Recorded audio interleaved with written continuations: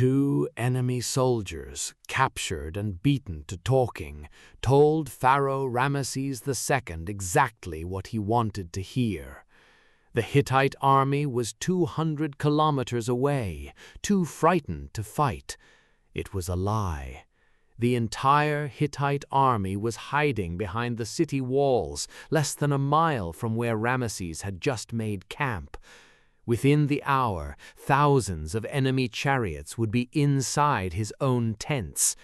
This is the Battle of Kadesh, fought around 1274 BCE on the banks of the Orontes River, and historians call it the first battle in history we can actually reconstruct hour by hour from both sides of the field. Kadesh sat on the Orontes River, in what's now Syria, exactly where the trade and military roads linking Mesopotamia, Anatolia, and the Mediterranean coast crossed each other. Whoever held that crossing controlled the entire Levantine corridor. By the 13th century BCE, two superpowers were squeezing that corridor from opposite directions: the Egyptian Empire under the 19th dynasty and the Hittite Empire ruling out of Hattusa in central Anatolia. Ramesses II, newly on the throne, wanted Kadesh back under Egyptian control. Muwatalli II, the Hittite king, needed to hold it to protect Hittite Syria from Egyptian expansion. A year earlier, Ramesses had pulled the coastal kingdom of Amurru out of Hittite camp entirely. War over Kadesh was no longer a question of if, but when. In year 5 of his reign, Ramesses marched north out of Egypt with 4 divisions, each named for a god: Amun, Re, Ptah, Seth. Roughly 5,000 men apiece, around 20,000 troops and 2,000 chariots in total. A month into the march, as the army closed in on Kadesh, 2 men claiming to be deserters told Ramesses the Hittite king was still far to the north. Ramesses believed them. He pushed his own division, Amun, and part of Re ahead of the rest, crossed the Orontes and made camp, while Ptah and Seth were still miles behind, strung out along the march, and Re was still crossing the river completely exposed. Then his men captured 2 real Hittite scouts. Under interrogation, the truth came out. The entire Hittite army was concealed on the far side of Kadesh, close enough to strike immediately. Muwatalli struck first. A massed Hittite chariot force, screened by the city itself, crossed the Orontes and slammed into the marching Re division from the flank.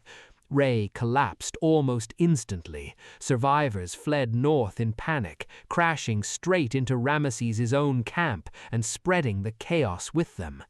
The Hittite chariots kept coming, straight into the royal camp itself, which had no time to form any kind of defense. For a short, brutal stretch, the Pharaoh of Egypt was on the verge of being captured or killed in his own tent lines. Egyptian temple inscriptions, the so-called Poem of Pentor, carved and recarved across 5 major temples, describe what happened next. Ramesses, finding himself nearly alone, called on the god Amun, mounted his chariot and charged the Hittite chariotry again and again, fighting, in his own telling, virtually by himself against thousands of enemy vehicles. No serious historians takes that literally, but most, including Hittite specialist Trevor Bryce, accept that something real sits underneath the boast. A king who rallied his own collapsing troops in the middle of a battle he was by any normal measure already losing. What actually saved him was less poetic. The Hittite chariots, having broken into the Egyptian camp, stopped to loot it instead of finishing the job, buying Ramesses just enough time to reform his surviving Amun and Re troops. Then an unexpected relief force, the Naarin, likely garrison troops stationed to the north, arrived and hit the disorganized Hittites from another direction entirely. Under that pressure, the Egyptians pushed the Hittite chariotry back toward the river, and Egyptian reliefs actually name several enemy officers who drowned trying to swim the Orontes in full armor during the retreat. Muwatalli threw in a second wave, reportedly another 1,000 chariots from his reserve. But by then, the Ptah division had finally arrived from the south, threatening the Hittite flank, and the Egyptian line held. Egyptian sources claim the Hittites charged 6 separate times without breaking it. Fighting dragged on, apparently into a second day, before both sides simply stopped. Ramesses, deep in hostile territory with his supply lines stretched thin, withdrew south without taking the city. Kadesh stayed exactly where it started, garrisoned by the Hittites. And yet, both kings went home and declared victory. Ramesses launched a centuries-long propaganda campaign of his 66-year reign, carving the battle across Abu Simbel, Karnak, Luxor, Ramesseum, and Abydos. The same story, told and retold, obsessively on temple wall after temple wall. Muwatalli's own records frame it as an Egyptian retreat and a Hittite win. Modern historians land somewhere in between. Egypt survived a tactical disaster it had marched itself into. The Hittites kept the strategic prize. Trevor Bryce puts it simply, an Egyptian tactical save wrapped around a Hittite strategic victory. Both kings were right, neither was telling the whole story.